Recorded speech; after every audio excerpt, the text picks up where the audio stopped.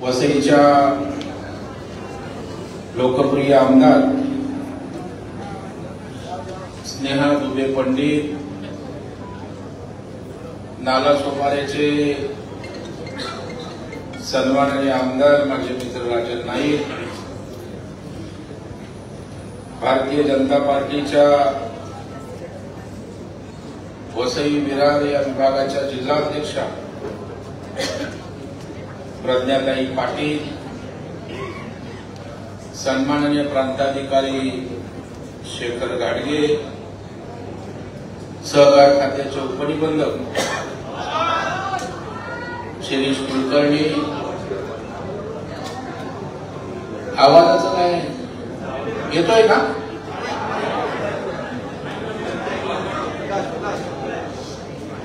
सहकार खात्याचे उपनिबंधक सन्माननीय शिरीष कुलकर्णी, अमर शिंदे, हाऊसिंग फेडरेशनचे ठाण्याचे जिल्हाध्यक्ष सन्माननीय सीताराम राणे, ठाणे जिल्हा मध्यवर्ती सहकारी बँकेचे वरिष्ठ अधिकारी शरद काशिवले, चंद्रशेखर दिघावकर, सन्माननीय देवकाते, निलेश तेंडुलकर, राजाराम मुळी, ईश्वर धुळे, खऱ्या अर्थानं ज्यांचं मार्गदर्शन प्रेझेंटेशन हे आपल्यासाठी महत्वाचं आहे, ज्यांनी हा मुंबई जिल्हा मध्यवर्ती बँकेच्या माध्यमातून खऱ्या अर्थानं साऊंड वाले बघा ना जरा यशस्वी केला। हळूहळू गाडी घेर होती। जे खास आपल्याला मार्गदर्शन करण्यासाठी आले ते हर्षद मोरे, त्यांची सर्व टीम, व्यासपीठावरील सर्व सन्माननीय मान्यवर आणि स्वयं पुनर्विकास समजून घेऊन इथल्या सर्वसामान्य माणसाला मोठं घर देता येईल का या अपेक्षेनं मोठ्या संख्येने उपस्थित असलेले गृहनिर्माण सहकारी क्षेत्रातील सर्व पदाधिकारी, सभासद, बंधू भगिनी आणि मातांनो, सर्वप्रथम आपल्या सगळ्यांच्या वतीनं मी स्नेहाताईंना मनापासून धन्यवाद देईन की मुंबईमध्ये असलेला स्वयं पुनर्विकास माझ्या वसईत पण झाला पाहिजे ही भावना घेऊन त्या कामाला लागलेली आहे। आणि आता राजन नाईक नालासोपाऱ्याला पण घेणार आहे। मला खरं म्हणजे स्नेहाताईचं कौतुक आहे की ज्या वेळेला माझ्या अध्यक्षतेखाली अभ्यास गटाची समिती नेमली,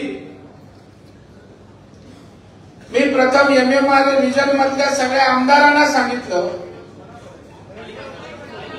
आणि स्वयं पुनर्विकासाच्या अभ्यास गटांच्या बैठकींना स्वतःहून उपस्थित राहणारे आमदार आपल्या स्नेहाताई दुबे पंडित त्या ठिकाणी आहेत।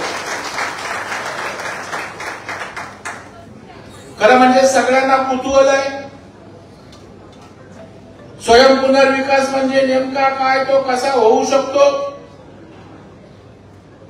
त्या संदर्भामध्ये ही प्रक्रिया काय आहे, प्रस्ताव कसा करावा, पैसे कसे उपलब्ध होतात, याचं सगळं मार्गदर्शन आमच्या हर्षद मोरे आणि त्यांची टीम या ठिकाणी प्रेझेंटेशनच्या माध्यमातून करणारच आहे।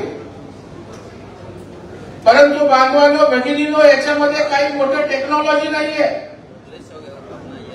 स्वयं पुनर्विकास म्हणजे बिल्डर शिवाय आपली गृहनिर्माण संस्था आपण त्या ठिकाणी डेव्हलप करायची। काही मोठी टेक्नॉलॉजी नाहीये, मोठं सायन्स नाहीये। बिल्डर कशासाठी इमारत पुनर्विकसित करतो? स्वतःच्या फायद्यासाठी। त्याला काही आपल्याविषयी प्रेम नसतं की तुमची उत्तम इमारत झाली पाहिजे, चांगली त्या ठिकाणची दर्जेदार इमारत उभी राहिली पाहिजे, त्याचं लक्ष असते. यांना एकदा काहीतरी बांधून द्यायचं आणि बाजूला चांगला टॉवर उभा करायचा, ज्याच्यातनं मोठा मलिदा त्या ठिकाणी आपल्याला कमवायचा आहे. आणि मग आपण त्या ठिकाणी स्वयंपूर्ण बिल्डरकडे आपण विकासासाठी का जातो? दोन कारणांसाठी आपण बिल्डरकडे जातो. एक म्हणजे बिल्डर पैसे लावतो, बरोबर ना, आणि दुसरं ज्या परवानग्यांची कटकट असते ते आपला सर्वसामान्य माणूस बोलतो नको बाबा, ते भानगड बिल्डर बघेल काय, ते अंडर टेबल काय द्यायचं तो बघेल. बरोबर ना, अंडर टेबल शिवाय काम होतच नाहीये. पण स्वयंपुनर्विकासात no under table. Under table बोललं की सस्पेन्शन डायरेक्ट आहे. मुंबईला सस्पेंड झाले अधिकारी. मग मी विचार केला माझ्यासारख्या कार्यकर्त्यांनी, अरे मी एका जिल्हा मध्यवर्ती बँकेचा अध्यक्ष आहे, 15,000 कोटीची उलाढाल असणाऱ्या एक मोठ्या बँकेचा अध्यक्ष आहे. माझ्या बँकेच्या गृहनिर्माण सहकारी संस्था सभासद आहेत. मुंबईत अजून अशा प्रकारच्या अनेक गृहनिर्माण संस्था नोंदलेल्या आहेत. 25, 30, 40, 50, 60 वर्ष, अगदी 100 वर्षाच्या इमारती आहेत. मग जर या सोसायटीना त्या ठिकाणी आम्ही त्या ठिकाणी पैसे पुरवले आणि जर सरकारने पाठबळ दिलं तर कशाला पाहिजे बिल्डर? मी या संदर्भामध्ये मुंबई जिल्हा बँकेचं कर्ज धोरण आणलं की अर्ज कसा घ्यावा, पैसे कसे उपलब्ध करावे, आमची प्रक्रिया कर्ज देण्याची काय. त्यावेळेस लोकांनी वेड्यात काढलं. असं कुठं होतं का? अधिकारी अशा सहज परवानग्या देतात का? बिल्डर शिवाय कसं काय शक्य आहे? परंतु मी एखादी गोष्ट हातात घेतली की तडीस न्यायचा माझा स्वभाव आहे. आणि मी कर्ज धोरण केल्यानंतर काही इमारतींना पैसे दिले, मी माझ्या परीनं परवानग्या मिळवा, फोन करा चालू होतं. काही इमारतींचं कामही सुरू झालं. पण जोपर्यंत राजाश्रय मिळत नाही, जोपर्यंत सरकारचं पाठबळ मिळत नाही, तोपर्यंत ही योजना गती घेणार नाही हे माझ्या लक्षात आलं. आणि मग गोरेगावच्या नेस्कोमध्ये मी एक हाऊसिंग सोसायट्यांची परिषद घेतली. जसे आपण जमा झालेला आहात असाच प्रतिसाद 10 ते 12,000 चेअरमन सेक्रेटरी उपस्थित होते तिथे. ते काही माझ्यावर प्रेमाखातर आले नव्हते. त्यांची गरज होती, त्यांना स्वयंपुनर्विकास करायचा होता. त्यांच्या अपेक्षा होत्या महाराष्ट्राचे मुख्यमंत्री येत आहेत, तेव्हा एकनाथरावजी शिंदे होते आणि आदरणीय देवेंद्रजी उपमुख्यमंत्री होते. त्यांच्याकडे गृहनिर्माण खातं होतं. भव्य अशा प्रकारची ती परिषद. मी त्यावेळेला मुंबईकरांच्या वतीनं 18 मागण्यांचं निवेदन माननीय मुख्यमंत्री उपमुख्यमंत्र्यांना दिलं. किंवा प्रीमियम मध्ये सूट द्या, जीएसटी मध्ये सूट द्या, स्टॅम्प ड्युटी मध्ये द्या, 6 मीटर 9 मीटरचा विषय, वन विंडो खिडकी करा, अशा प्रकारच्या 18 वेगवेगळ्या मागण्या त्या ठिकाणी आपण केल्या. आणि मला सांगायला आनंद वाटतो की ज्या वेळेला नेतृत्व त्या ठिकाणी भक्कम असतं त्यावेळेला निर्णयही गतीनं होत असतो. 18 मागण्यांपैकी माननीय देवेंद्र फडणवीस साहेबांनी 16 शासन निर्णय तात्काळ त्या ठिकाणी केले. म्हणजे 18 पैकी 16 GR शासनाने त्या ठिकाणी काढले. आणि मग स्वयंपुनर्विकासाला हळूहळू गती यायला लागली. परंतु माझा विश्वास आहे किंवा लोक जोपर्यंत तुमच्या सक्सेस स्टोरी समोर त्या ठिकाणी येत नाही तोपर्यंत लोकांचा भरवसा नाही आणि मी सक्सेस स्टोरी निर्माण करणारा माणूस आहे. आज मला तुम्हाला सांगायला अभिमान वाटतो, मुंबई जिल्हा बँकेच्या सहकार्यानं आज 20 इमारती मुंबईत उभ्या राहिल्या, लोक राहायला पण त्या ठिकाणी गेली. मी राज्याच्या मुख्यमंत्र्यांना विनंती केली की साहेब आपण चावी वाटपाला या, कारण शेवटी या स्वयंपुनर्विकास याचा पालकत्व तुम्ही घेतलाय. मी या स्वयंपुनर्विकासाच्या पाठीशी एकदा जनतेला कळू द्या, तर मग आज सर्वसामान्य मध्यमवर्गीय माणूस आपल्या स्वयंपुनर्विकासाच्या योजनेवर विश्वास ठेवेल, आणखी गती या विषयाला येईल. माझी विनंती माननीय मुख्यमंत्र्यांनी त्या ठिकाणी मांडली आणि कांदिवलीला म्हाडाच्या वसाहतीमध्ये असणाऱ्या चारकोपच्या श्वेतांबरा गृहनिर्माण संस्थेच्या चावी वाटपासाठी स्वतः माननीय मुख्यमंत्री त्या ठिकाणी आले आणि ज्या वेळेला इमारतीचं उद्घाटन झालं आणि ती इमारत ज्या वेळेला पाहिली त्यावेळेला थक्क झाले. ते पार्किंगची व्यवस्था, लिफ्टनं त्या ठिकाणी गाड्या पार्किंग, फ्लॅट त्या ठिकाणी जेव्हा बघितलं, अगदी बाथरूम, किचन पासून, बेडरूम पासून सगळ्या गोष्टी मुख्यमंत्र्यांनी बारकाईनं पाहिल्या आणि ते त्या ठिकाणी अचंबित झाले की एवढा चांगला फ्लॅट होऊ शकतो. त्या श्वेतांबरा सोसायटीची लोक 400 स्क्वेअर फीटात राहत होती, 1100 स्क्वेअर फीट मध्ये राहायला गेली. 1100. आणि बिल्डर किती देणार होता त्यांना? 750 700 स्क्वेअर फीट. म्हणजे 700 नंतर असणारे 400 स्क्वेअर फीट बिल्डरच्या घशात जाणार होते. बरोबर आहे की?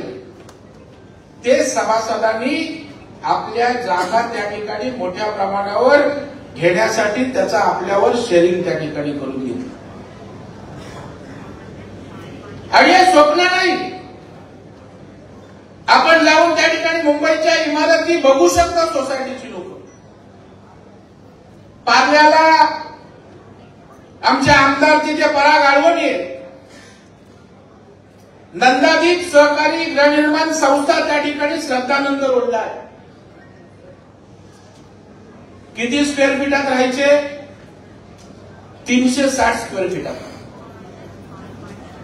किती मिळाला असेल त्यांना? बिल्डर बोलला होता 700 देतो. ते माझ्याकडे आले, मला म्हटले प्रवीण भाऊ आम्हाला स्वयंपुनर्विकासात जायचंय, नेमका कसा करायचा, आपण पैसे देणार का? मी आमची स्वयंपुनर्विकासाची टीम त्यांच्या सोसायटीत पाठवली. त्यांचा प्रस्ताव आला. किती मोरे साहेब आपण त्यांना पैसे दिले? 50-60 कोटी. आणि ती इमारती उभी राहिली. 360 स्क्वेअर फीटाची लोक 1400 स्क्वेअर फीटात राहायला गेली. जाऊन बघा त्या ठिकाणी. आणि जेव्हा मी उद्घाटन केलं तेव्हा त्या महिला मला ओवाळत होत्या, तेव्हा त्यांच्या डोळ्यात आनंदाश्रू येत होते. मी म्हणालो ताई तुम्ही रडताय का? चांगला दिवस आहे. म्हणाले आमच्या आनंदाश्रू आहेत. भाऊ आम्ही ठरवलं होतं कुठेतरी बाहेर जायचं, लांब विरारपर्यंत, कुठे कसा राहिला, कारण आमचं कुटुंब वाढलंय. जर आपण स्वयंपुनर्विकास केला नसता, 1400 स्क्वेअर फीट जर दिलं नसतं, आमच्या मुला मुलींचे लग्न झाले, मुंबईतनं बाहेर जाण्याशिवाय आम्हाला पर्याय नव्हता. त्या आनंदानं आमच्या डोळ्यातनं पाणी येतंय. हा विजय स्वयंपुनर्विकासाचाही ताकद स्वयंपुनर्विकासाची. आणि मग त्या चारकोपच्या कार्यक्रमामध्ये राज्याचे मुख्यमंत्री तर अत्यंत संवेदनशील आहे. जेव्हा आम्ही उद्घाटन करू, मी आमचे आमदार योगेश सागर सीएम साहेबांच्या गाडीतून चाललो होतो तेव्हा मला म्हटले, प्रवीण आता स्वयंपुनर्विकास चांगलं गती घेते, परंतु तुम्ही क्लस्टर स्वयंपुनर्विकास करा, समूह स्वयंपुनर्विकास. कारण तुम्ही त्याच ठिकाणी आपल्या स्वयंपुनर्विकासाच्या 4 इमारतींचं काम चालू होतं. मला म्हटलं असं केलं तर केवळ उभ्या इमारती उभ्या राहतील आणि मग मोठ्या लोकांना चांगला क्लब हाऊस असतो, गार्डन असतं, मैदान असतं, चांगले रस्ते, व्यवस्था असतात. सर्वसामान्य माणसाला हे मिळणार नाही. त्याच्यामुळे तुम्ही क्लस्टरचा स्वयंपुनर्विकास करा. 4-5 सोसायट्या एकत्र आल्या, त्यांना एकत्रित करा. 10 सोसायट्या आल्या, त्यांना एकत्रित करा आणि स्वयंपुनर्विकासाबरोबर त्यांनी समूह स्वयंपुनर्विकास त्या ठिकाणी करायला मला भाग पाडलं. आणि त्याही ठिकाणी जाहीर कार्यक्रमामध्ये एका चावी वाटप समारंभाला 8 ते 10 हजार चेअरमन सेक्रेटरी होते. मी याचा उल्लेख एवढ्यासाठी पुन्हा पुन्हा करतो की लोकांची गरज आहे, लोकांच्या आशा आकांक्षा वाढलेल्या आहेत. आणि तिथे माननीय मुख्यमंत्र्यांनी अजून या ठिकाणी स्वयंपुनर्विकासात तुम्हाला काय हवंय, काय अजून सरकारने उपाययोजना केल्या पाहिजेत, प्रस्ताव मोठ्या प्रमाणावर येत आहेत, पैसे उपलब्ध करण्यासंदर्भात काय शिफारसी आहेत, काय केलं पाहिजे. केवळ ही मुंबईची गरज नाही, वसई, विरार, नालासोपाऱ्यापर्यंत ठाणा, कल्याण, डोंबिवली, पुणे, नाशिक, संभाजीनगर या सगळ्या शहरांची आज गरज राहिले. म्हणून माननीय मुख्यमंत्र्यांनी त्या कार्यक्रमामध्ये दरेकर समिती माझ्या अध्यक्षतेखाली अभ्यास गट म्हणून त्या ठिकाणी घोषित केली. पहिल्या क्षणापासून जे मुख्यमंत्र्यांना सांगितलंय त्याच्यावर लगेच त्या ठिकाणी कार्यवाही मुख्यमंत्री करत गेले. एखाद्या समितीची घोषणा होते, नंतर पुढे काहीच होत नाही. लगेच पुढच्या आठवड्यात नोटिफिकेशनचं सरकारचं निघालं आणि माझा तर विषय एक हातात घेतला, तो कधी पूर्ण होतोय असं माझं कामाची पद्धत आहे. आणि मग मी अभ्यास गट माझा जाहीर झाला, ज्याच्यामध्ये एसआरएचे सीओ होते, म्हाडाचे सीओ होते, आयुक्त MMRDचे होते, आमच्या स्नेहाताई पण त्यात होत्या. आणि 3 महिन्यामध्ये सरकारला आपण अभ्यास करून या स्वयंपुनर्विकासासाठी आणखी काय केलं पाहिजे हे सुचवावं, अशा प्रकारची अपेक्षा माननीय मुख्यमंत्र्यांनी केली. बांधवांनो आणि भगिनींनो, जाहीर झाल्यानंतर मी महाराष्ट्रभर फिरलो. मुंबईत बैठक घेतली, कोकण भवनला कोकण विभागाची बैठक घेतली, पुण्यात घेतली, संभाजीनगर, नागपूर, अमरावती. ज्या बैठकीमध्ये आयुक्त असायचे, टाउन प्लॅनिंगची लोक असायची, ज्या ज्या यंत्रणा या विषयाशी संबंधित आहेत ते सगळे अधिकारी असायचे. हाऊसिंगचे आमचे प्रतिनिधी असायचे, यातले तज्ञ असायचे. आणि या सगळ्या नागरिकांना भेटल्यानंतर जो अहवाल त्या ठिकाणी 3 महिन्यात सादर करण्याची अपेक्षा होती, 2.5 महिन्यात मी सरकारला त्या ठिकाणी सादर केला. आणि मला विश्वास आहे की माननीय शिवसेना प्रमुख बाळासाहेब ठाकरे यांनी एसआरए त्या ठिकाणी निर्माण केली. तेव्हा एसआरडी होती. झोपडपट्टीत राहणाऱ्या लोकांना त्या ठिकाणी इमारती जाण्यासाठी त्यांचं स्वप्न होतं. आणि तेव्हा अफजलपूरकर समिती नेमली होती आणि अफजलपूरकर समितीतनं एसआरएची निर्मिती झाली. मला विश्वास आहे की माझ्या समितीच्या माध्यमातून महाराष्ट्रामध्ये स्वयंपुनर्विकास ताकदीनं त्या ठिकाणी होईल, यावर माझा विश्वास आहे. मला अधिकाऱ्यांचंही अभिनंदन करायचं आहे की राजन आपण म्हटलं काय सगळेच अधिकारी नालायक नसतात, काही चांगली लोक आहेत. जेव्हा एखादा चांगला विषय समोर येतो त्यावेळेला असेही अधिकारी आहेत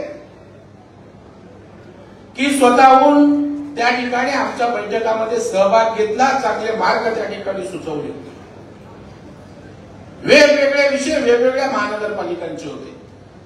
जसं की नवी मुंबई महापालिका पण त्या ठिकाणी त्यांच्याकडून वसूल करते आणि सिडको पण त्या ठिकाणी त्यांच्याकडून चार्जेस घेते. म्हणजे डबल एका सोसायटीला त्या ठिकाणी चार्जेस असायचे.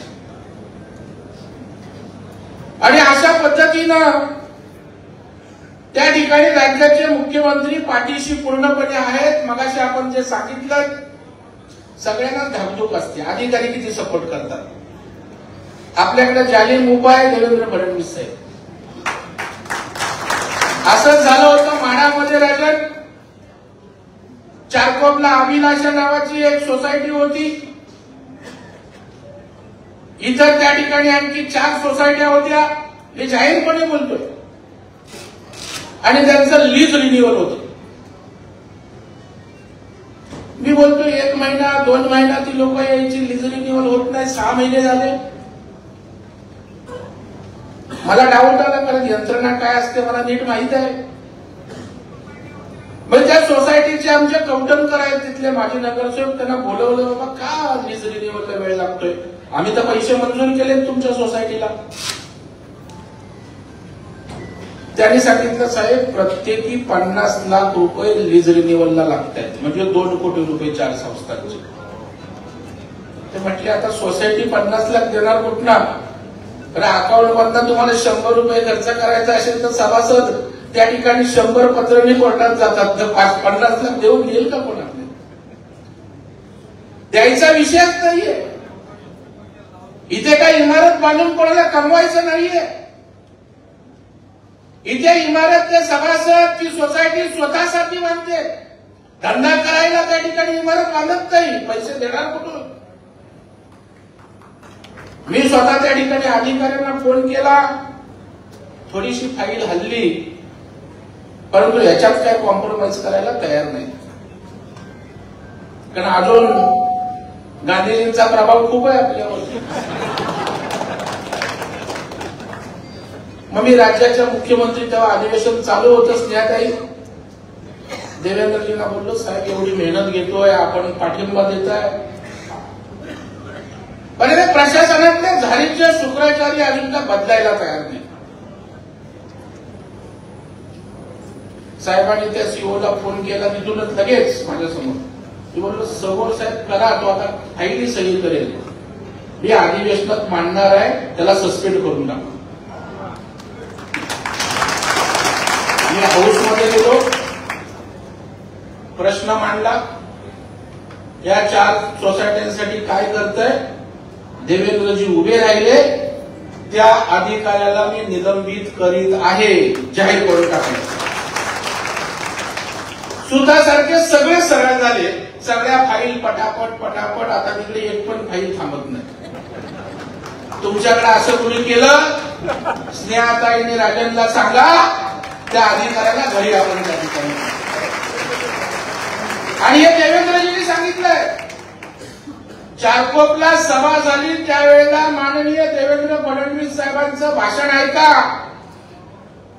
ते म्हणाले, मी स्वयंपुनर्विकास राईट टू सर्व्हिस खाली आणतोय. ही सेवा आहे. राईट टू सर्व्हिस म्हणजे सेवा समजून अधिकाऱ्यांनी काम करायचं आहे. आणि जो अधिकारी करणार नाही त्याला घरीच जायचं आहे, जाहीरपणे त्या ठिकाणी त्यांनी सांगितलं. तुम्ही चिंता करू नका.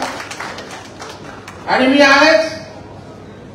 माझा कोणता पीसीओ आहे, कधी फोन करू शकता. आणि त्याच्यामुळे आता हा विषय गती घेतो. मी आता अहवाल या ठिकाणी दोन्ही आमदारांना दिलाय. तुम्हालाही पीडीएफ फाईल यांच्याकडे पाठवतो. सीताराम नाणे आपण सोसायटीच्या लोकांना पाठवतो, किंवा काही 5-50 अहवाल मी तुमच्यासाठी पाठवेल.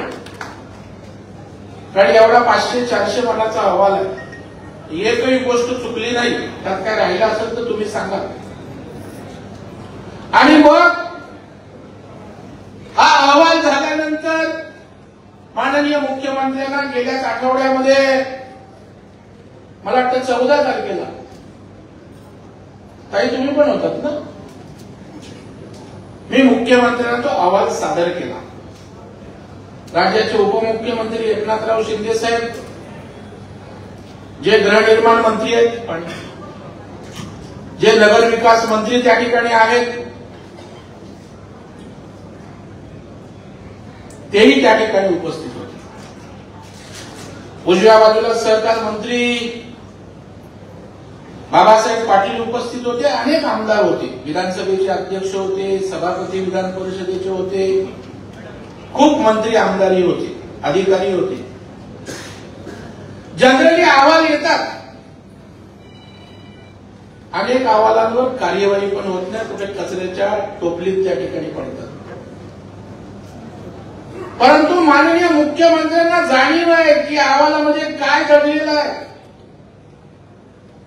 या अहवालामध्ये रखडलेल्या इमारतीचं दुःख त्या ठिकाणी अहवालात आहे. आमचा सभासद बोलतोय बिल्डिंग मध्ये किती वर्ष झाली, बिल्डिंग पडले, पूर्ण होत नाही, भाडं मिळत नाही, बिल्डरच्या तालावर आम्हाला नाचावं लागतं.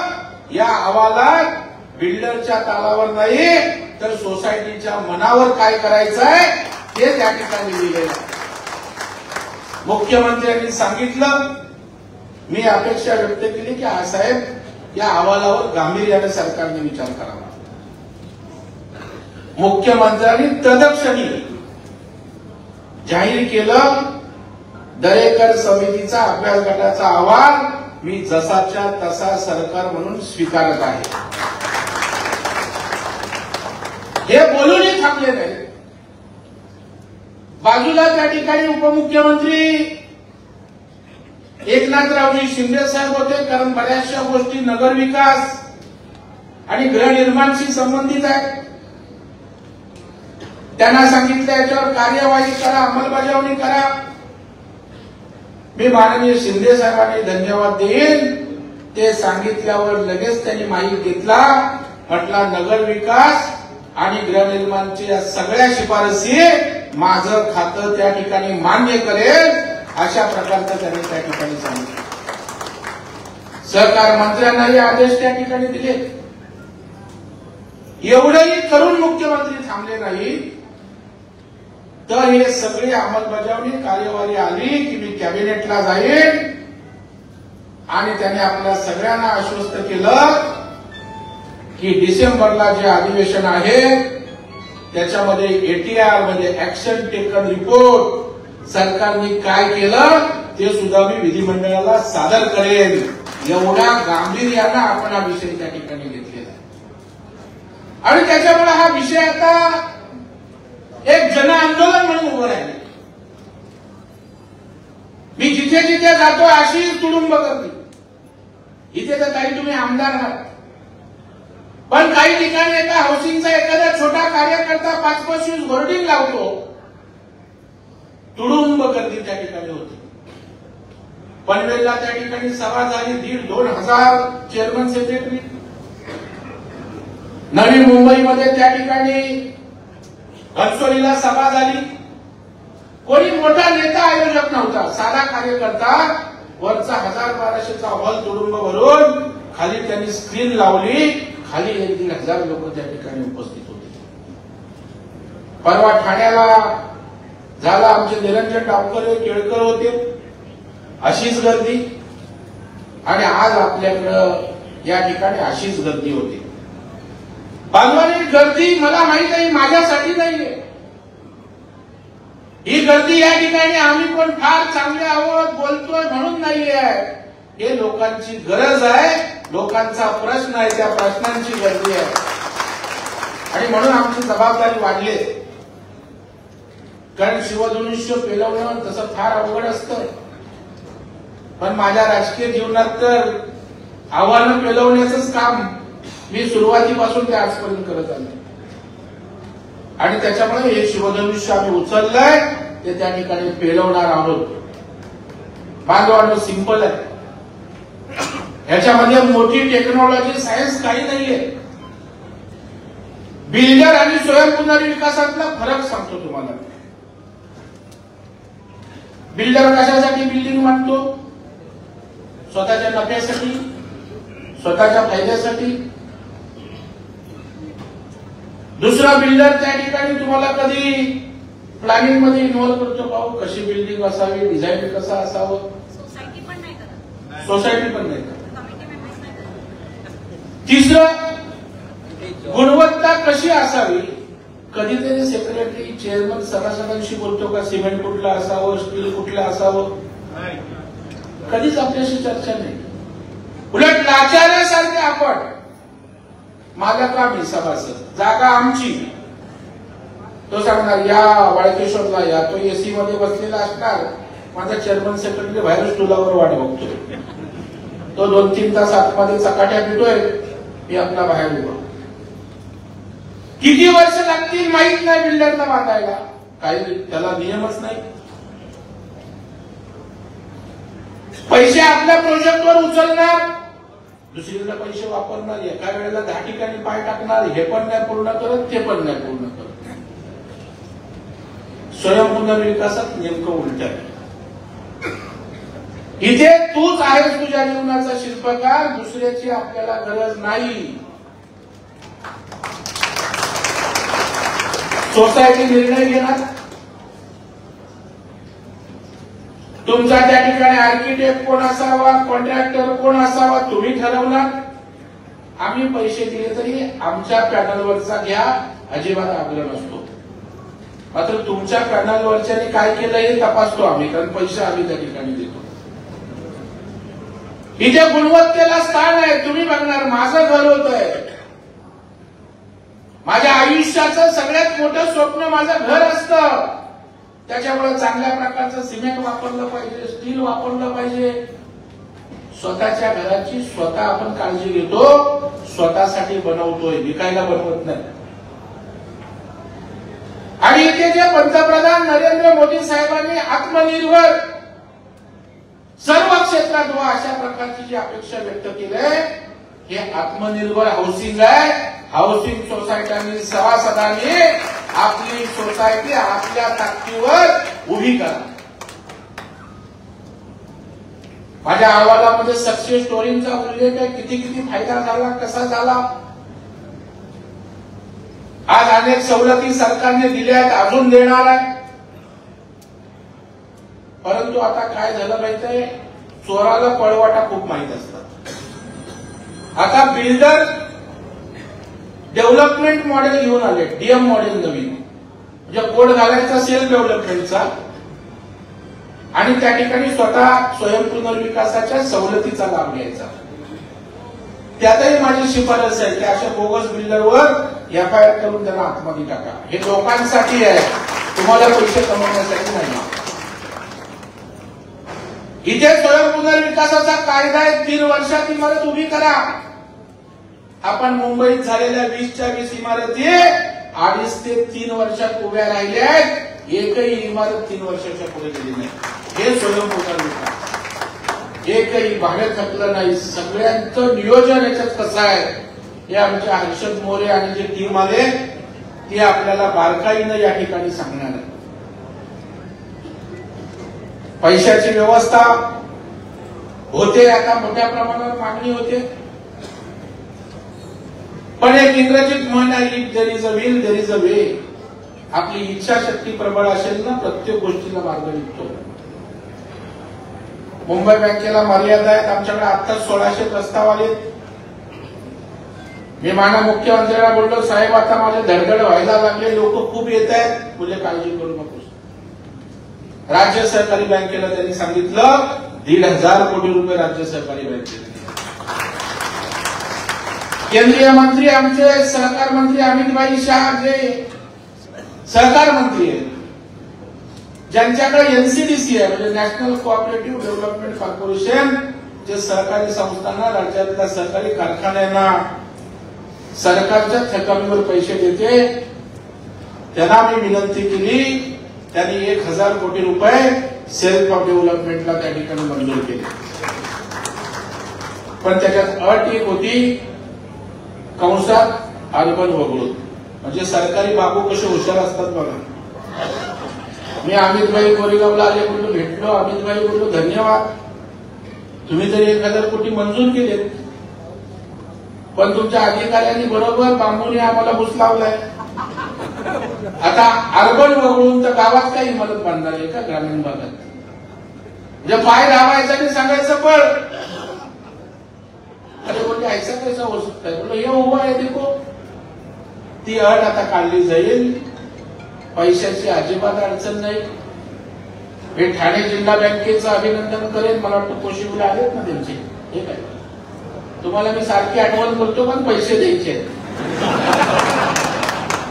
आणि त्यांनी नाही दिले. मुंबई बँक माझी MMRD रिजन साठी नोडल एजन्सी आहे, आपण काळजी करू नका, मी पैसे देईन.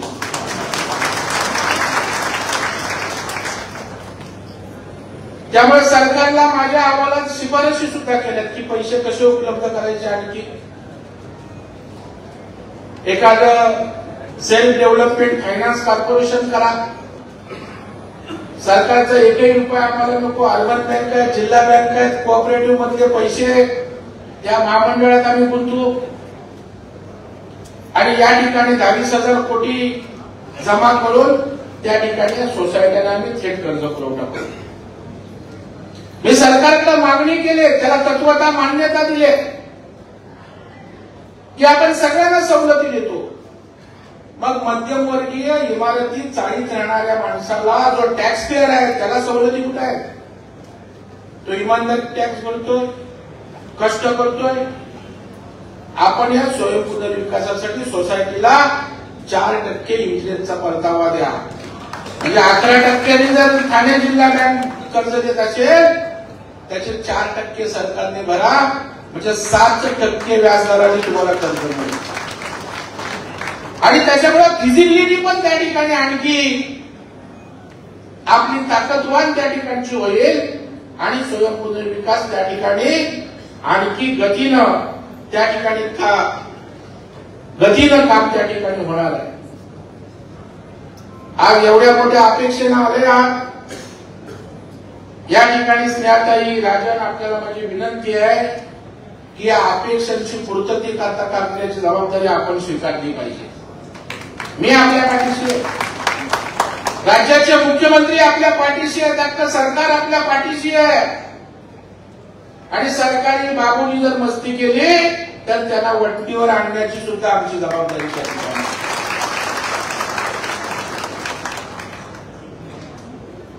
ठाणे जिल्हा बँक पैसे देईलच, परंतु पाहिजे तर एखादे 5 मॉडेल प्रोजेक्ट करा, त्याला पैसे सुद्धा मुंबई जिल्हा बँक आपल्याला त्या ठिकाणी देईल. कारण जेव्हा 5 इमारती उभ्या राहतील त्यावेळेला लोकांना विश्वास वाटेल की अरे हे होऊ शकतं. ठाणे जिल्हा बँक, राज्य बँक आम्ही कन्सोर्शियम करू. मुंबई जिल्हा बँक, ठाणे जिल्हा बँक आणि राज्य सरकारी बँक अशा एकत्रित आम्ही फायनान्स करू. जशी जशी गरज असेल, जास्त पैसे लागले तिघे एकत्रित करू, सिंगल लागले जसं की यांनी एका सोसायटीला 7 कोटी त्या ठिकाणी दिले, मला वाटतं निर्माण दर्शक सोसायटी. उद्या आणखी जास्त लागले राज्य सहकारी बँकेबरोबर कन्सोर्शियम ते करतील. पैशाची चिंता करायची नाही, फक्त आपल्यात एकमेकांवर विश्वास असला पाहिजे. आणि इथे विश्वास असणार, उलट बिल्डर असेल तर विश्वास नसतो. मग हळूच बोलतो, सेक्रेटरीने काहीतरी सेटिंग केली असेल, तो बोलतात चेअरमनने काहीतरी, पुढाऱ्यांनी काहीतरी, बिल्डरला, आमदारांनी, नगरसेवकांनी. इथे स्कोपच नाही संशय घ्यायला, करणारा तुम्ही सगळं. त्याच्यामुळे एकमेकांवर विश्वास सुद्धा त्या ठिकाणी दृढ होणार आहे. आणि म्हणून या आपल्या सगळ्यांच्या हिताची अशा प्रकारची ही योजना त्या ठिकाणी आहे. आपल्याला माझी विनंती आहे की माझं भाषण संपल्यावर कुणी जाऊ नका. कारण खरं मार्गदर्शन, प्रेझेंटेशन मी खास टीम जी आणले ती या ठिकाणी स्क्रीनवर देणार आहे की आणखी बारकावे काय काय आहेत ते त्या ठिकाणी सांगणार आहेत. सगळ्या तुम्हाला लागणारं सगळं सहकार्य आम्ही त्या ठिकाणी करू. परंतु या ठिकाणी आपण एक जन आंदोलन या ठिकाणी उभं राहिलंय ते आपल्याला पुढे न्यायचं आहे. कारण आज कष्टकरी गावाकडून आलेली लोक, बाहेरून आलेली लोक आज मुंबईत जागा नाही म्हणून मीरा, भाईंदर, वसई, विरारकडे आले. आता याच्या पुढे कुठे राहणार ते? आणखी तलासरीच्या पुढे मग गुजरातमध्ये जायला लागला. त्यामुळे इथला माणूस इथे राहिला पाहिजे, त्याला मोठं घर मिळालं पाहिजे. केवळ मराठी माणसाच्या हिताच्या बाता करून चालत नाही. त्या मराठी माणूस मुंबईतनं का बाहेर जातोय याचा कधीच विचार कोणी केला नाही. तो आम्ही करतो, ते देवेंद्र फडणवीस साहेब करतायत. आणि त्यामुळे मला वाटतं या जन आंदोलनामध्ये आपण सारेजण सहभागी व्हा अशा प्रकारची विनंती करतो. स्नेहाताईंचं अभिनंदन करतो की हा कार्यक्रम त्यांनी राबवला. वसई विरारसाठी काही निर्णय सुद्धा गेल्या आठवड्यात मुख्यमंत्र्यांकडून घडवून आणले. जसं की जिल्हा परिषदेच्या शाळा, आरोग्य केंद्र हे आज महापालिकेत त्या ठिकाणी हस्तांतरित त्या ठिकाणी केलेली आहे. मग त्या ठिकाणी ओसी नसल्यानं पाणी मिळत नसल्याचा इश्यू सॉर्ट आउट केलाय. अंतर्गत रस्त्यांचा रिंग रोड असेल, एसटीचा पीपी फ्लायओव्हर असेल, अभय योजना लागू करणं, अनेक निर्णय त्यांनी केले. त्याच्यामुळे त्यांचंही अभिनंदन या ठिकाणी करतो. आणि शेवटी कुणीतरी नेतृत्व करावं लागतं. आता हा विषय मी भाषण केलं, निघून गेलो, पुढं काय भाषण करू की नको? थांबा ना, मध्येच कुठं माझं संपलं की बोला. इथे का आपली प्रश्नोत्तरासाठी पण मी 10 मिनिटं दिली, मध्ये नका येईल.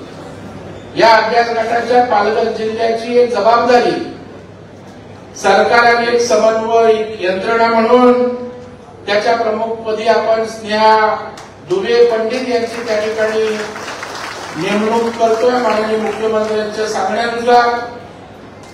आणि त्या सगळ्या महापालिकेशी समन्वय साधणं, सोसायटीला मार्गदर्शन करणं, जिल्हा बँकेकडून पतपुरवठा करणं, आणखी जे मार्गदर्शन, जी मदत लागेल ते त्यांच्या नेतृत्वाखाली या ठिकाणी होईल. आपण ताई आपल्यासोबत एक 4-5 जणांची टीम, त्याच्यामध्ये अधिकारी असेल, आर्किटेक्ट असेल, लिगलचे असतील, जेणेकरून हा विषय मुंबईत ज्या पद्धतीनं आज त्या ठिकाणी पुढे जातोय तसाच पालघर जिल्ह्यामध्ये या ठिकाणी जावा, त्यासाठी आपण काम करावं. मी आपल्या सोबत आहे. माननीय मुख्यमंत्री स्वतः या विषयाच्या पाठीशी आहेत आणि त्या ठिकाणी आपण वसईकरांना ज्या त्यांच्या अपेक्षा आहेत. आज मला माहित आहे, मी बोललो वसईच्या लोकांना डिस्टर्ब आहे. कधी इमारत तोडली, कधी पडायला आले तरी सीवरची नोटीस पाठवतात. कारण बिल्डरचं त्यांचं साठवलं असतं, त्यांना घाई झालेली असते बिल्डिंग बांधायची. नाही बाहेर पडलं निघून गेलं तर बोलणार बघा तुम्ही खाली नाही केली. अशा या सगळ्यावरचा उतारा म्हणजे स्वयं पुनर्विकास या ठिकाणी आहे. आपण सगळ्यांनी समजून घ्या. जिथे जिथे मदत मार्गदर्शन लागेल ते आपण करू. माझी सहकार खात्याचे अधिकारी आले असतील, डीडीआरपीवर आमचे डेप्युटी, त्यांना विनंती आहे की ठाण्याच्या डीडीआरनी मांडेनी एक स्वयं पुनर्विकासाचा कक्ष मार्गदर्शन करण्यासाठी त्या ठिकाणी नेमण्याचं ठाण्यात जाहीर केलंय. आपणही एक टेबल या विषयासंदर्भाचा यांना सगळ्यांना मार्गदर्शन करण्यासाठी त्या ठिकाणी करावा अशी अपेक्षा व्यक्त करतो. स्नेहाताई आपल्या कार्यालयात, राजन आपल्या कार्यालयात, आपले 2 कार्यकर्ते या विषयासाठी त्या ठिकाणी ठेवा. म्हणजे लोकांना जे प्रश्न आहेत, त्यांना जी मदत, जे मार्गदर्शन पाहिजे ते आपल्या माध्यमातून होईल. कारण शेवटी आपण आमदार खासदार कोणी झालो आणि जर लोकांचे प्रश्न सुटले नाहीत तर त्यांना आपल्या आमदार होण्याचं, मंत्री होण्याचं काही सोय सुद्धा नसतं. आपलं पद, आपली पद ही लोकांसाठी जेव्हा उपयोगात येते त्याच वेळेला त्या पदाची गरिमा त्या ठिकाणी वाढत असते. आणि म्हणून आपण या पदाच्या माध्यमातून वसईतल्या हाऊसिंग सेक्टर मधल्या या जनतेला न्याय द्यावा अशा प्रकारची अपेक्षा व्यक्त करतो. कारण या ठिकाणी आपल्याला आमदार इथल्या जनतेनं निवडून दिले, राजन नाईकना नाला सोपाऱ्याला दिलाय. असणाऱ्या प्रस्थापितांच्या विरोधात जाऊन भारतीय जनता पार्टी देवेंद्रजी आणि मोदी साहेबांवर विश्वास ठेवलाय. त्या विश्वासाला पात्र ठरण्याचं काम माझे सहकारी आणि आमच्या भाजपचे सारे पदाधिकारी, आमच्या जिल्हाध्यक्ष आहेत प्रज्ञा पाटील ताई, तुम्ही या विषयात काम करा. सगळ्यांनी या ठिकाणी सर्वसामान्य जनतेला न्याय द्यावा अशा प्रकारची अपेक्षा व्यक्त करतो. आणि 5 इमारतीचं भूमिपूजन महिनाभरात झालं पाहिजे. मला आपण त्या ठिकाणी बोलवा, मी त्या ठिकाणी येईल आणि आपण एक काम सुरू करू. आणि इमारत पूर्ण झाली की देवेंद्रजींना आणण्याची जबाबदारी मी स्वीकारतो. ते चाव्या वाटायला येतील, त्यावेळेस लोकांना वाटेल अरे वसईत कोण होऊ शकतं. केवळ मुंबईत नाही तर वसईची जनता सुद्धा या स्वयंपुनर्विकासाला आज त्या ठिकाणी मान्यता देते. अशा पद्धतीनं आपण या ठिकाणी काम करावं अशी मी आपल्याला विनंती करतो. मी पहिल्या एवढ्यासाठी बोललो की मी जनरली 1-2 तास थांबतो, आपल्याशी संवाद साधतो, परंतु वर्षावर माननीय मुख्यमंत्र्यांबरोबर आमची बैठक आहे म्हणून मी ट्रेन पकडून आता त्या ठिकाणी जाणार आहे. तरी एक 5-10 मिनिटात जर प्रमुख काही सवाल असतील तर त्या ठिकाणी आपण करावे. सवाल हे फक्त स्वयंपुनर्विकासाशी संबंधित पाहिजे. मी जे सांगितले ते रिपीट परत ते विचारू नका. याविषयी काही जर शंका असेल तर 2-4 प्रश्नांची उत्तरं मी देईन आणि त्यानंतर हर्षद मोरे प्रेझेंटेशन केल्यानंतर 1 तास, अर्धा ते 1 तास तुमच्या शेवटच्या प्रश्नाचं समाधान होईपर्यंत थांबतील. थांबाल ना हर्षद? थांबतील. जिल्हा बँकेचे अधिकारी येथे सर्व मंडळी थांबतील. आपणही सगळ्यांनी थांबावं अशा प्रकारची अपेक्षा व्यक्त करतो. आणि आपण जो अभूतपूर्व प्रतिसाद दिला त्याबद्दल हाऊसिंगच्या सर्व प्रतिनिधींचं मी मनापासून अभिनंदन करतो, आभार व्यक्त करतो. आणि स्नेहाताईंनी पुढाकार घेतला त्याबद्दल आपल्या सगळ्यांच्या वतीनं त्यांना खूप खूप धन्यवाद देतो, त्यांचं अभिनंदन करतो. जय हिंद, जय महाराष्ट्र, भारत माता की जय.